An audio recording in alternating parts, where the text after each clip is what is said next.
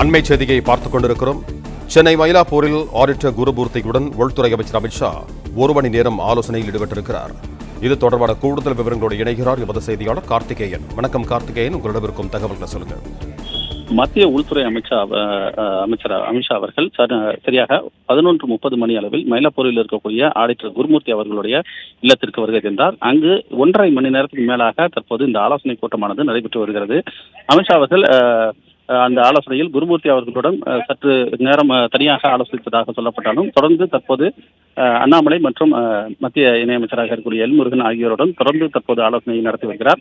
இந்த ஆலோசனையில் 2 முக்கியமான விஷயங்கள் விவாதிக்கப்பட்டு வருவதாக சொல்லப்படுகிறது. ஒன்று, தமிழக பாஜக தலைவராக அடுத்து யாரை தேர்ந்தெடுக்கப் போகிறார்கள் என்பது தொடர்பாக முதலில் ஒரு ஆலோசனை ஈடுபட்டதாகவும், அதனை அடுத்த கட்டமாக 2026ஆம் ஆண்டு நடைபெற இருக்கக்கூடிய சட்டமன்ற தேர்தலில் தேர்தல் வியூகத்தை எவ்வாறு அமைக்கலாம், அதிமுக தலைமையிலான அந்த கூட்டணியை ஏற்றுக்கொள்ளலாமா என்பது தொடர்பாக ஒரு ஆலோசனை விரிவாக நடைபெற்றதாகவும் சொல்லப்படுகிறது.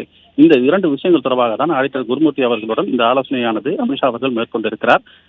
1 மணி நேரம் இந்த ஆலோசனை நடைபெறும் என்று முன்னதாக அந்த ஷெட்யூல் முன்கூட்டியே அவர்கள் திட்டமிடக்கூடிய அந்த நேரத்தில் ஆடிட்டர் குருமூர்த்தி அவர்களுடைய இல்லத்தில் அமித்ஷா அவர்கள் 1 மணி நேரம் செலவிடுவார் என்று குறிப்பிடப்பட்டிருந்தது. ஆனால் தற்போது 1.5 மணி நேரத்தை கடந்து இந்த ஆலோசனையானது நடைபெற்று வருகிறது.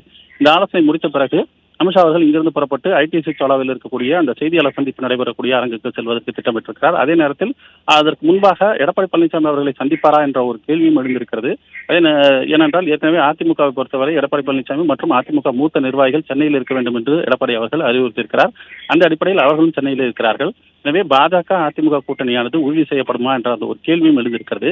ஆனால் களத்தில் பார்க்கும்போது அது தொடர்பாக நேரடியாக எந்தவித பேச்சுவார்த்தைக்கு யாரும் அதிமுக தரப்பிலிருந்து பிஜேபியில் இருக்கக்கூடிய நிர்வாகிகளையோ அல்லது அமித்ஷா அவர்களையோ சந்திப்பதற்கு தற்போது வரையில் எந்த இடத்திலும் அவர்கள் வரவில்லை.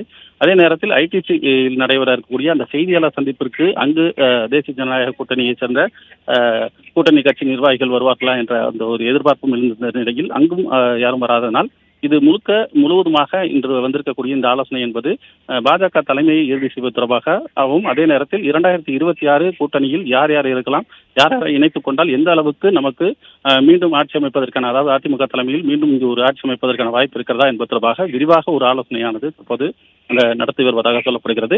இந்த ஆலோசனை கூட்டத்துக்கு பிறகுதான் அமித்ஷா அவர்கள் செய்தியாளர்களை சந்திக்க இருக்கிறார். அந்த செய்தியாளர் சந்திப்பின் பொழுது ஆடிட்டர் குருமூர்த்தி அவர்களுடன் என்ன மாதிரியான விஷயங்களை அவர்கள் விவாதித்தார்கள் என்பது தொடர்பாக அவர் விலக்கி பேசுவார் என்று எதிர்பார்க்கப்படுகிறது. இன்னும் சற்று நேரத்தில் இங்கிருந்து புறப்பட்டு ஐடிசி சாலாவிற்கு செல்ல இருக்கிறார் அமித்ஷா அவர்கள். அங்கு சென்ற பிறகு செய்தியாளர் சந்திப்பில் இது தொடர்பாக விரிவாக அவர் விளக்குவார் என்றும் எதிர்பார்க்கப்படுகிறது. பிளே ஸ்டோர் மற்றும் ஆப் ஸ்டோரில் இருந்து பாலிமர் செயலியை QR கோடு மூலம் பதிவிறக்கம் செய்யுங்கள். செய்திகளை உடனுக்குடன் பெறுங்கள்.